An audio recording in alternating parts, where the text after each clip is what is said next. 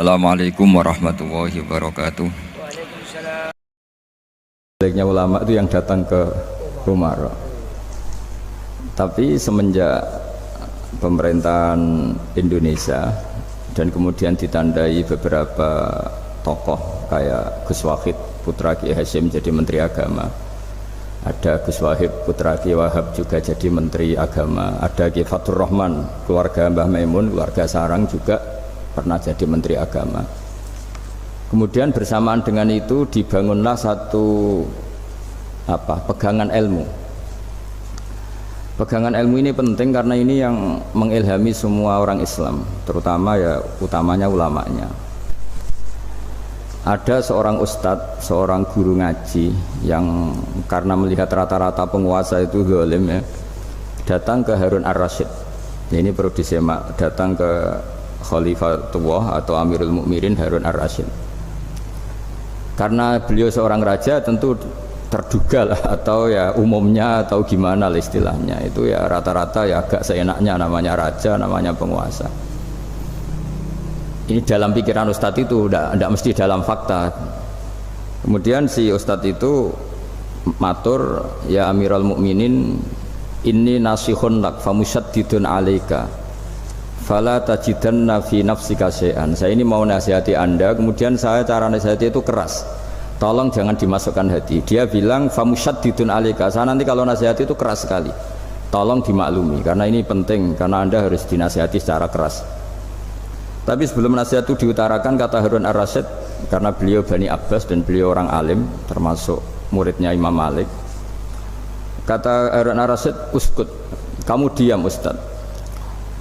Inna Allaha ta'ala arsala man huwa khairun minka ila man huwa syarrun minni wa ma'adhalika yaqulu Allahu ta'ala faqula lahu qawlan layyinan la'allahu yatadzakkaru aw yakhsha.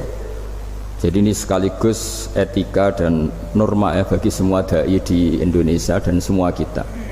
Wahai Ustadz, kamu diam. Allah Ta'ala itu ngutus orang yang lebih baik ketimbang kamu, yaitu Nabi Musa, ke orang yang lebih jelek ketimbang saya, yaitu ke Fir'aun. Itu saja harus pakai etika, faqula lahu qawlan layyinan, kamu harus ngomong yang halus. Jadi intinya ini Harun ar-Rasyid komplain, kamu itu kalau jadi ustadz ngaji kira-kira gitu. Jadi betapa baiknya orang dulu memahami Quran. Jadi Quran itu dibaca, kemudian kita mungkin baca terus jadi cerita, mungkin ada yang baca jadi perilaku, ada yang baca kemudian itu mengilhami, membentuk. Nah kira-kira itulah yang membentuk kiai-kiai alim di NU, di beberapa pesantren maupun orang-orang alim di luar NU.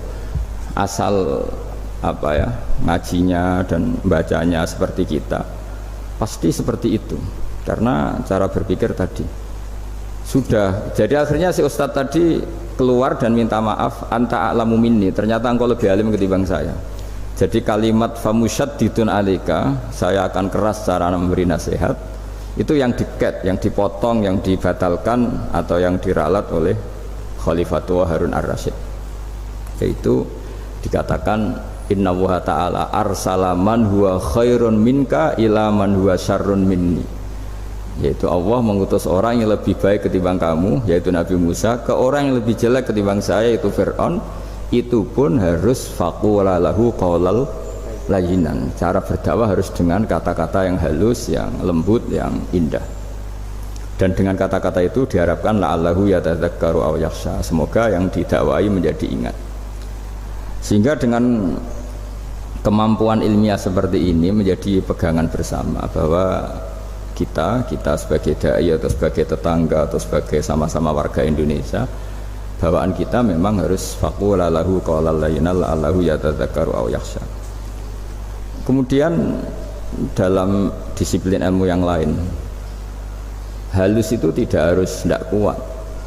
Angin itu halus, tapi kalau di manage itu jadi kekuatan yang dahsyat. Begitu juga air dan sebagainya. Sehingga tidak perlu khawatir terus kalau dakwah halus itu tidak punya efek yang signifikan. Tidak juga. Allah Ta'ala itu pengelola angin. Angin itu kekuatannya dahsyat, sehingga Nabi Sulaiman dikasih kekuatan angin dan bisa terbang kemana-mana. Kemudian sekarang jadi teknologi yang banyak memanfaatkan angin, mulai rem, mulai apa saja. Sehingga dari cerita saya ini kemudian terus kiai-kiai itu membentuk dakwah termasuk di ekonomi dengan cara yang rileks. Nah, cara rileks itu satu tentu dimulai dengan ilmu. Misalnya begini, saya beri contoh. Ketika ada orang melafadzkan kalimat la ilaha illallah, tiada Tuhan selain Allah. Kemudian kalimat ini mungkin kalau orang NU baca itu rutin ya, karena kiainya kelamaan ya yang ikut sambil tidur ya. Kalau tahlil itu disebut kiai tertentu itu mesti yang belakang wah suwi itu kalau kiai itu lama itu. Nah, kiainya juga karena jadi lakon ya kan lebih semangat karena pegang mic. Biasanya gitu di NU itu. Kalau khotib mesti semangat karena yang pegang mic, yang dengerin mesti ngantuk karena monoton itu. Karena yang mendengerin sudah tahu pasti nyuruh baik meninggalkan yang jelek, jadi ilmunya sudah disimpulkan dulu. Setiap yang tidur di masjid mesti tak tanya kenapa tidur, ilmunya tidak ada perkembangan, Gus, nyuruh yang baik meninggalkan yang jelek. Tapi kalau ilmunya agak ada perubahan kan dengar semua pasti nyuruh yang jelek meninggalkan yang baik. Karena watak manusia itu agak-agak suka fitnah, itu suka geger. Tapi kalau monoton itu mesti enggak itu. Tapi yang menjadi pegangan kita, saya ulang lagi, itu ilmu dulu. Saya ulang lagi, itu ilmu dulu.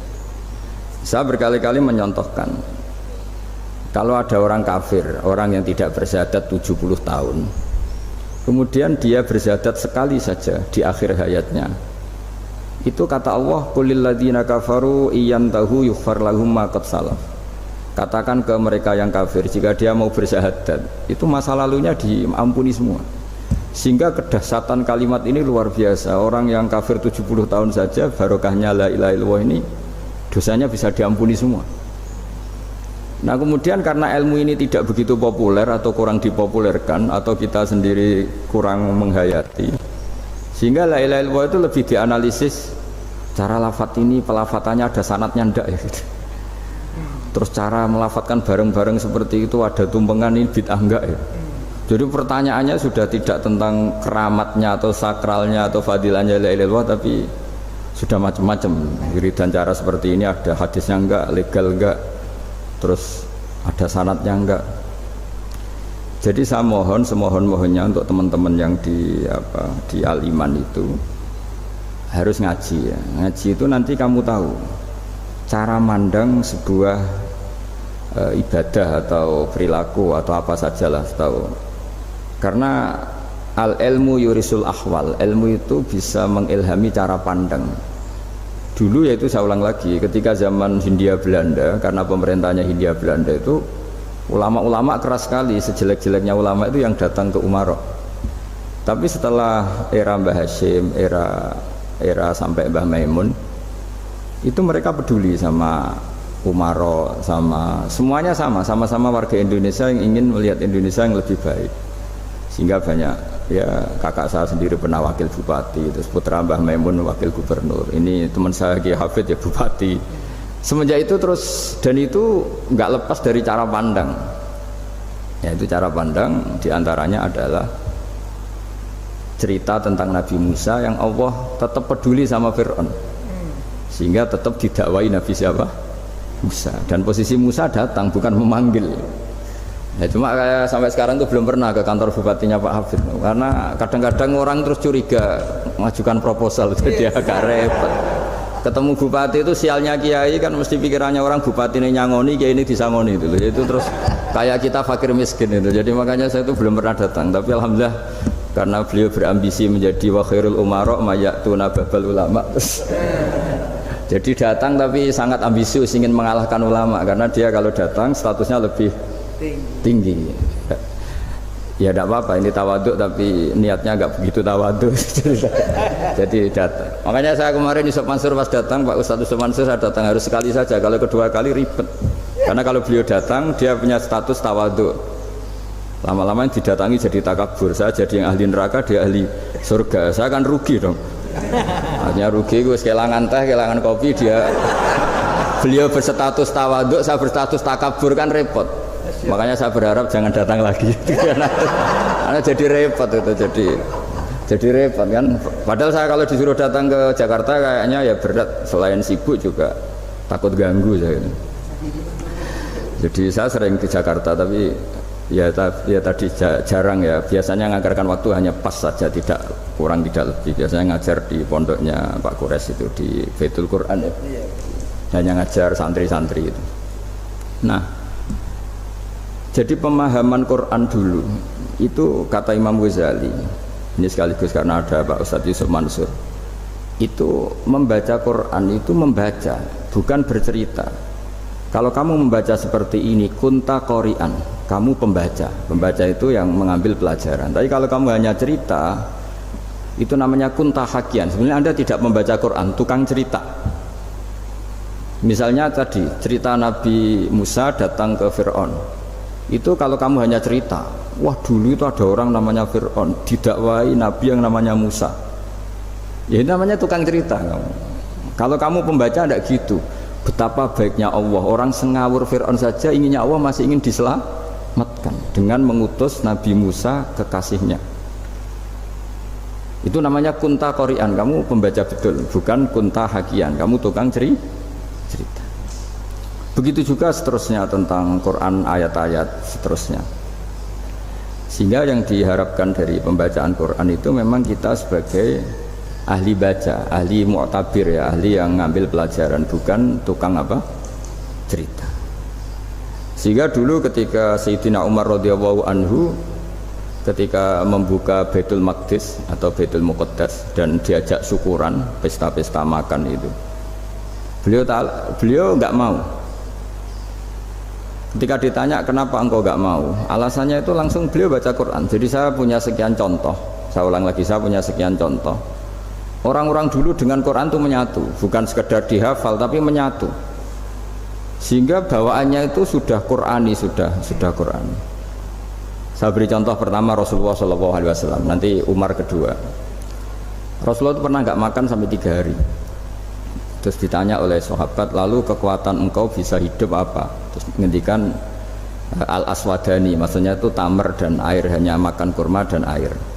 Tapi beliau tidak ketemu roti atau nggak ketemu nasi lah kalau orang Indonesia. Ketika hari ketiga dikasih makan oleh sahabat, dikasih dipotongkan kambing, kemudian baru makan 3 lukmah, kira-kira ya 3 asupan nasi, berhenti. Padahal sahabat yang lapar sama dengan Rasulullah itu membayangkan Nabi itu sampai kenyang, sampai apa. Tapi ketika ditanya, seperti ini pun nanti ada hisabnya. Walatus alunna yauma idzin anin naim. Jadi acara makan-makan gini itu nanti ada hisabnya. Nabi nangis. Akhirnya sahabat nggak jadi nerusin makan. Jadi ketakutan orang dulu sama ketika Sayyidina Umar dijak pesta ketika memenangkan Baitul Maqdis itu. Inna wa ta'ala ayyara qauman. Allah itu mengkritik sebuah komunitas kaum karena apa? Adhabtum thayyibatikum fi hayatikum ad-dunya wastamta'tum biha.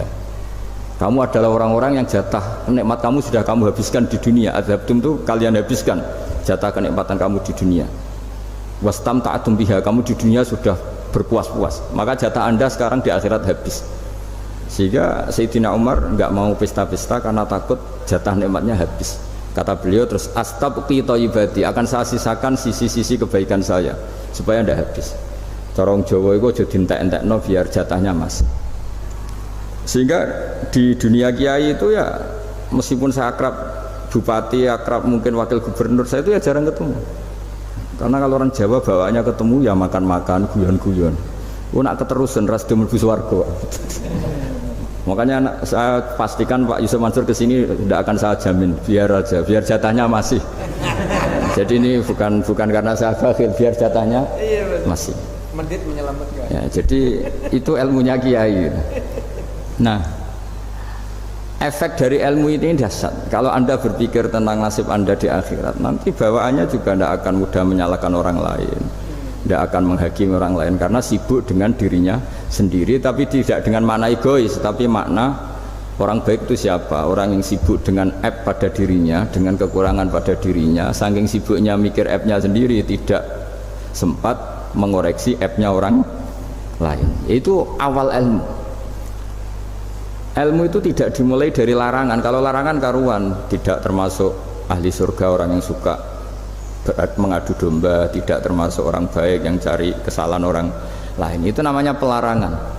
Tapi ilmu itu di atas nahi, di atas pelarangan itu. Kamu punya kesadaran bahwa kamu itu yang penting selamat dulu, jangan memikirkan orang lain. Dengan makna bukan egois, tapi dengan makna supaya tidak menyalahkan apa orang lain.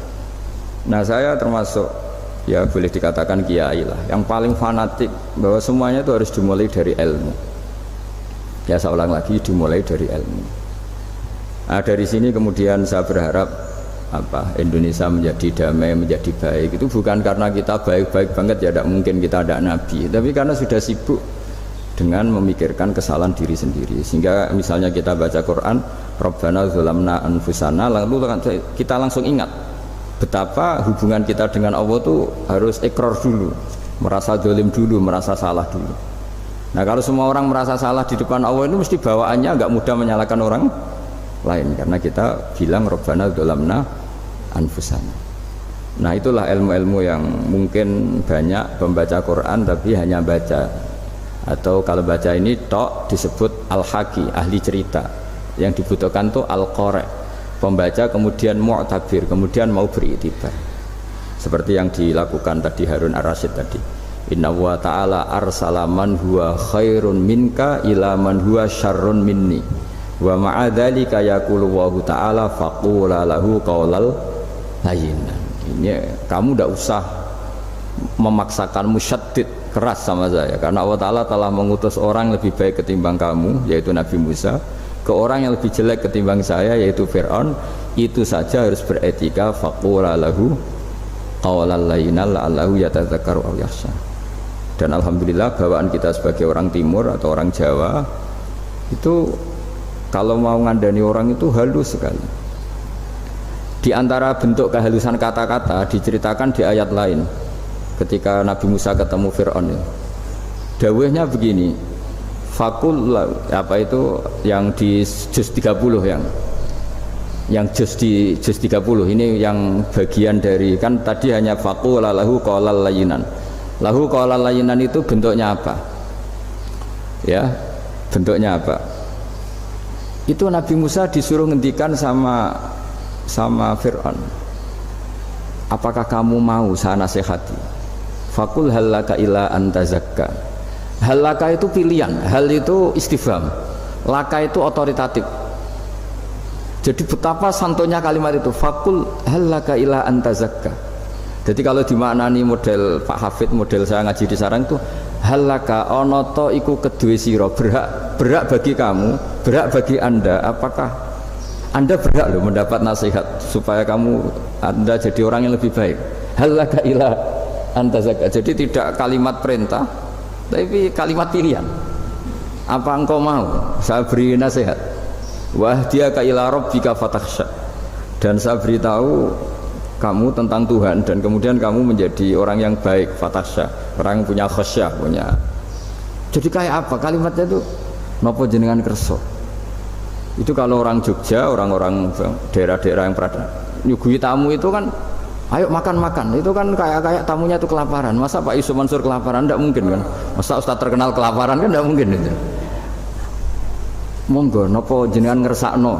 Karena bisa saja tamunya itu tidak kerso, mungkin karena darah tinggi, mungkin karena takut dianggap fakir miskin, macam-macam kan orang enggak. Itu kalimatnya itu halaka ila antazakka. Kayak apa indahnya dakwah. Halaka ila antazakka itu ada kata laka itu ya terserah jenengan mau enggak. Wa ahdiyaka ila rabbika fatakhsha. Nah, itu yang disebut membaca. Kunta qori'an la hakian, Anda benar-benar membaca Quran, bukan sekadar pencerita. Nah, kemudian ini yang terakhir, saya juga baru, sebenarnya saya itu nggak pernah bilang sanggup itu, tapi Pak Ustadz Zakaria itu GR terus sampai tadi pagi itu saya belum tahu kalau ada acara ini. Ya karena saya kiai, jadi kalau kiai itu kan ingatnya sama Allah saja, kalau sama manusia itu rontok-rontok lali gitu. Itu bukan memaksa, ya memang lupa. Sejauh mana sih pentingnya manusia, kan tidak penting coro ilmu tasawuf itu. Tapi karena ini titipan Rasulullah SAW terus menjadi penting kan. Dititipi umat kayak jenengan itu ya sudah ngaji ngatur kiai ribet itu. Kiai ini biasa ngaji kan, kiainya yang ngatur, santri ini enggak. Pak Yai ngaji tanggal ini jam ini. itu kan mengabaikan semua aktivitas kiai. Padahal jam ini mungkin saya punya jam, mungkin jalan-jalan atau ngaji atau mutolaah atau munajat. Gara-gara Pak Zakaria ini terus Mas Tamam ini yang provokasi. Harus ngaji di jam ini, tema ini. Saya itu kalau ngaji ditentukan tema itu, ini memang saya agak keras di bab ini. Itu kayak ibarat gini loh. Saya ini dokter, kemudian ada orang yang sakitnya itu jantung, terus bilang ke saya, Pak dokter sembuhkan kukul saya. Wong penyakit ekstrimnya itu jantung, kok bila disembuhkan apa? Kukul. Kan gak penting, sembuh tidak sembuh, kukul itu kan gak penting. Jerawat itu. Kiai itu tahu kesalahan paling fatal manusia itu akidah. Tapi kadang-kadang mintanya ilmu yang tidak akidah, yang gak penting. Jadi kadang-kadang kiai itu ya digurui betul kalau di Indonesia itu. Misalnya ini tidak nyindir loh, memang marah betul kalau di bab-bab seperti ini. Tapi ini biar jadi ilmu masif, ilmu yang general.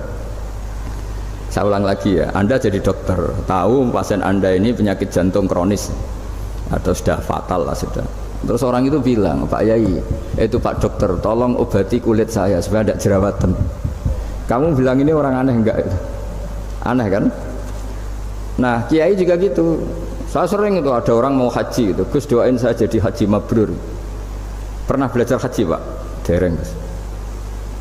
Mungkin enggak orang belum belajar nyupir terus kemudian minta didoain, Gus saya mau nyupir doain selamat. Mau nyupir aja enggak bisa kok minta doa selamat. Harusnya urutannya kan belajar dulu baru minta doa.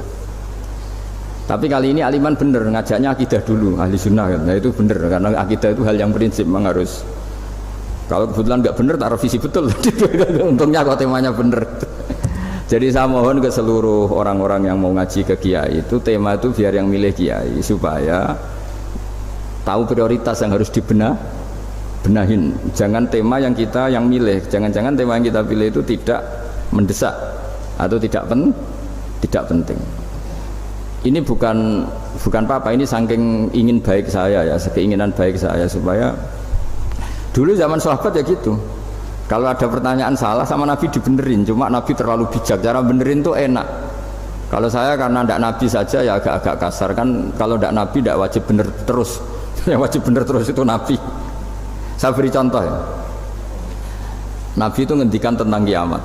Kiamat itu dahsyat, mengerikan gini-gini. Kalau pikirannya orang kampung itu begini, Nabi ini aneh.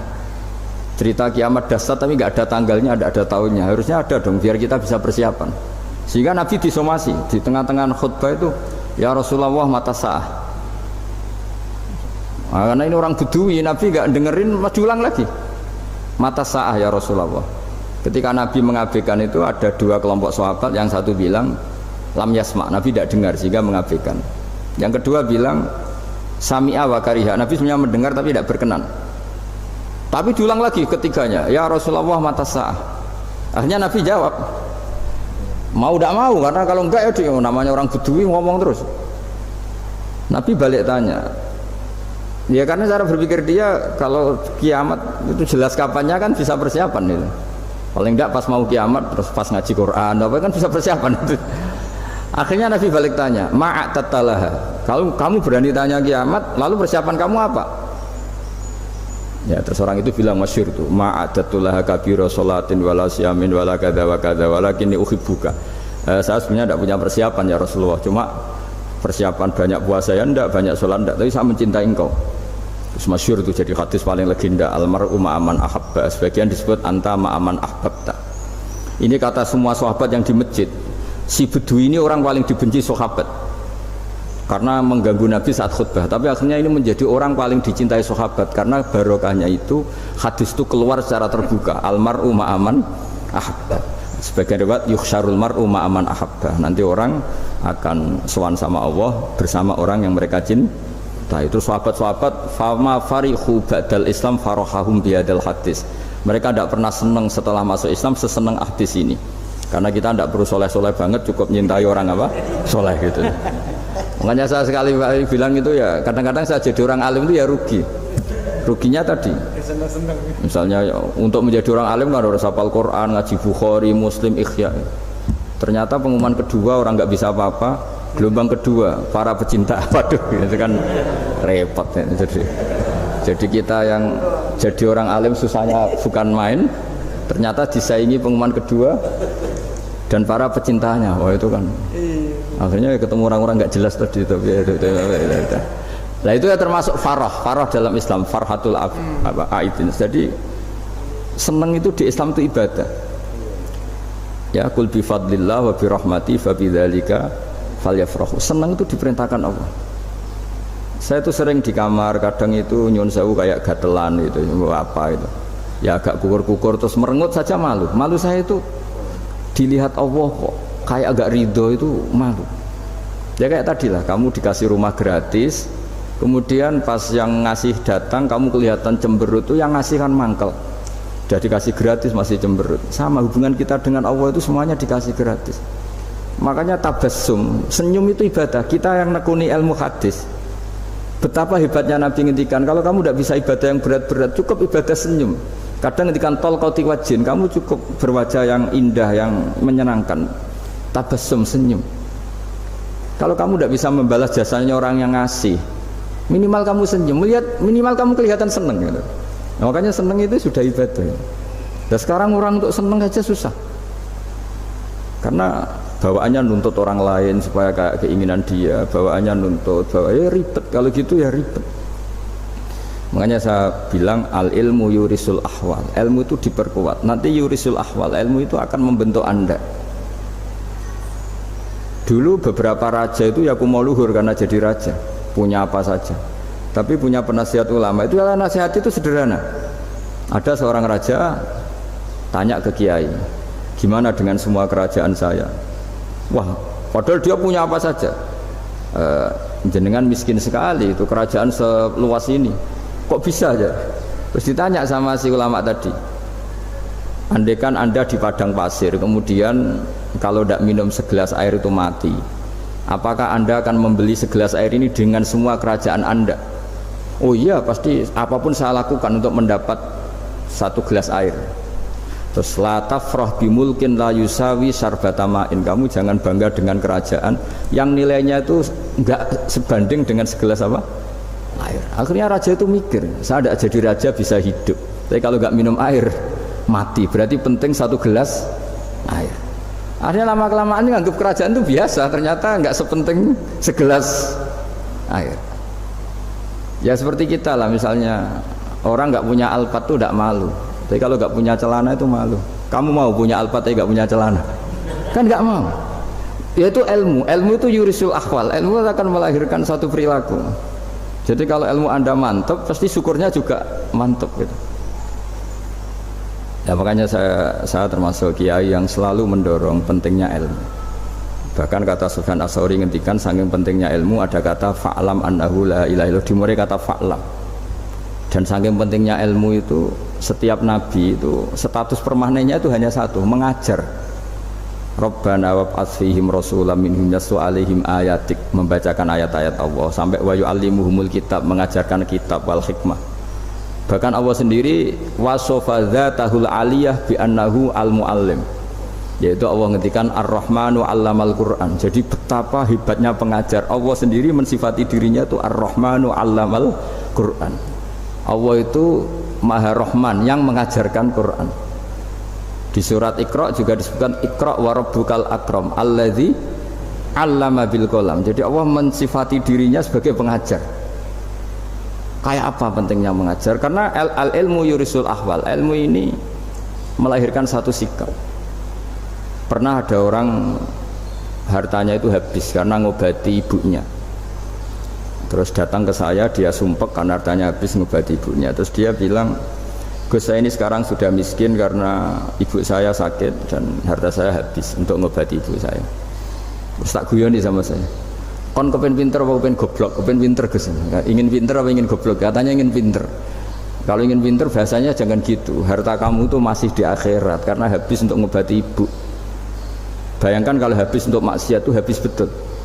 Terus dia mulai syukur, alhamdulillah Gus, harta saya habis secara heroik karena untuk mengobati apa ibu. Sudah pinter dia, akhirnya miskin sampai sekarang ya tetap pede saja karena masih punya tabungan di akhirat. Dan itu saya terinspirasi oleh ilmu juga.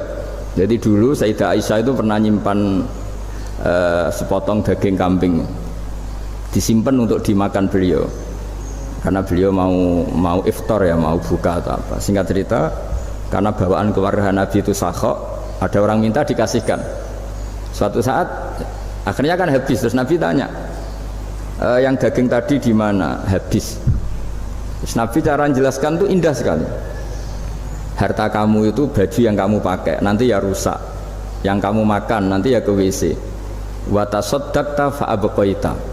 Memang di semua riwayat itu pakai dhamir mukhatab mudzakkar, meskipun asal usul riwayat itu untuk Sayyidah Aisyah, karena untuk umum. Yang kamu sedekahkan tuh yang masih, kamu jangan bilang kamu sedekahkan tuh yang habis, yang kamu sedekahkan tuh yang masih. Misalnya saya punya uang 1 miliar misalnya, terus pernah tak sedekahkan ke fakir miskin atau ke kiai atau ke pondok 100 juta, itu yang mesti masih, karena kadung di luar kekuasaan kita, kadung lillahi ta'ala. Justru yang masih itu yang potensi nanti untuk hal-hal yang kurang positif. Semenjak itu orang sedekah itu begitu entengnya, karena itu yang masih. Ya tapi tentu sarannya yang tepat ya.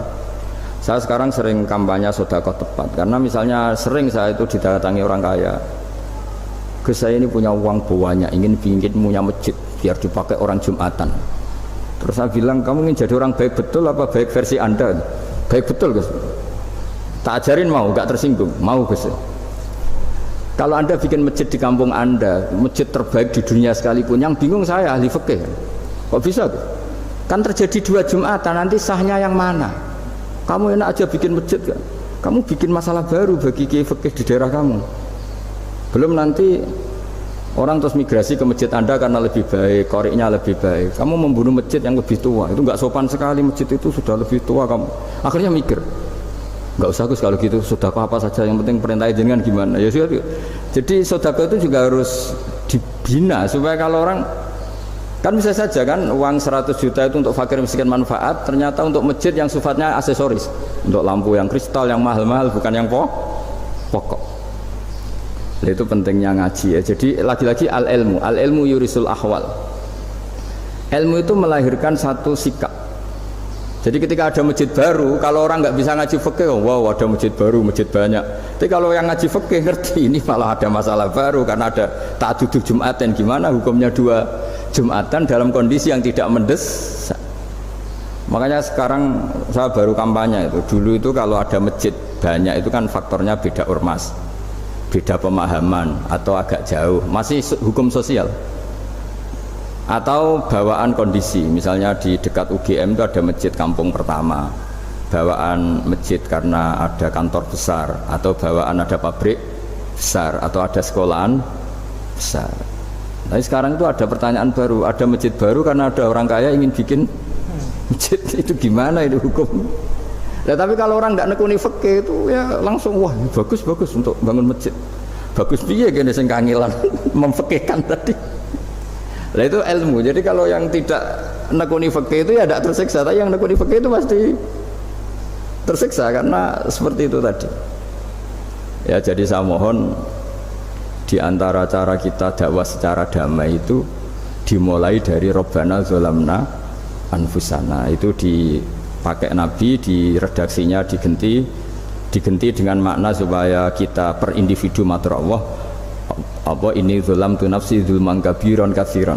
Nah bawaannya orang mengaku zalim, mengaku salah itu kan sudah tidak sempat mikir salahnya orang apa lain, dan dari sini kemudian dia jadi orang yang tawadhu, yang ubudiyah, yang macam-macam, sehingga Nabi ini bukan dianggap ya, pasti penjelas terbaik. Terus Allah meredaksikan wa ma tuqaddimu li anfusikum min khairin tajiduhu indallah. Apa saja kebaikan yang kamu sudah berikan untuk Allah sampai akhirat itu ya pasti kamu temukan di akhirat. Terus yang terakhir saya beri contoh orang peminta-minta sa'il. Itu Sayyid Ali Zainal Abidin, kalau ada orang minta-minta terus dikasih, misalnya dikasih ya 100.000 atau 50.000 atau 10.000 sesuai kemampuan yang memberi, itu marhaban biman hamala zadi ilal akhirah. Saya terima kasih ya, gara-gara kamu minta uang saya jelas sudah sampai akhirat. Coba kalau di rumah bisa saja untuk hal yang tidak positif. Jadi bawaannya itu cara pandang itu rubah. Jadi sebenarnya kalau kita ngasih uang di masjid, ngasih kiai atau ngasih fakir miskin, ya uang itu yang masih, bukan yang habis. yaitu watasaddaqta fa abqaita, yang kamu berikan tuh hakikatnya yang masih, karena sudah ada kamu otak-atik lagi, makanya disebut wakaf.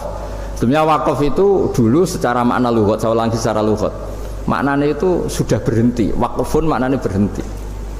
Nah sedekah itu dari kata sedekah maknanya benar. Orang yang sering sedekah berarti imannya benar.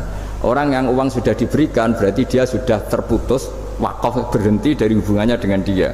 Sudah dikasihkan berarti selesai. Sehingga wakaf dan sedekah itu sebenarnya maknanya saling melengkapi.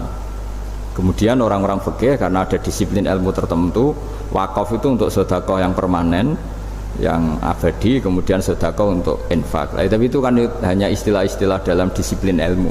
Sebetulnya kalau pakai ilmu yang umum, sedekah ya bisa disebut wakaf, wakaf ya bisa disebut apa?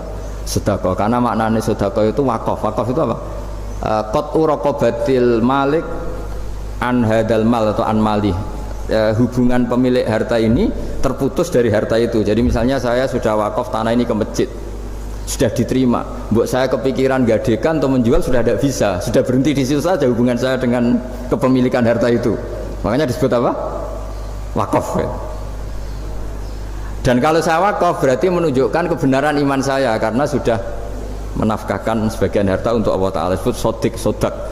Makanya bahasa Arab itu gampang ya, kalau sodal qof, sodako, orang kalau bayar mahar disebut sodak karena menunjukkan cintanya. Teman yang setia disebut sodik karena ya benar dalam berteman. Abu Bakar disebut as-siddiq karena sangat membenarkan kanjeng Nabi, dan seterusnya dan seterusnya. Ya, jadi semoga ayat tadi, dan saya mohon maaf karena ya memang saya kalau ngaji ya alami seperti ini, tapi insya Allah barokahnya alami itu menjadi ikhlas, tidak tasonnuk, tidak riak, tidak tebar pesona kalau dalam bahasa itu. Yang jelas saya inginlah bahwa ayat yang saya baca tadi benar-benar jadi pegangan bersama. Faqula lahu qawlan layyina la'allahu yatadzakkaru aw yakhsha. Saya mohon maaf. Assalamualaikum warahmatullahi wabarakatuh.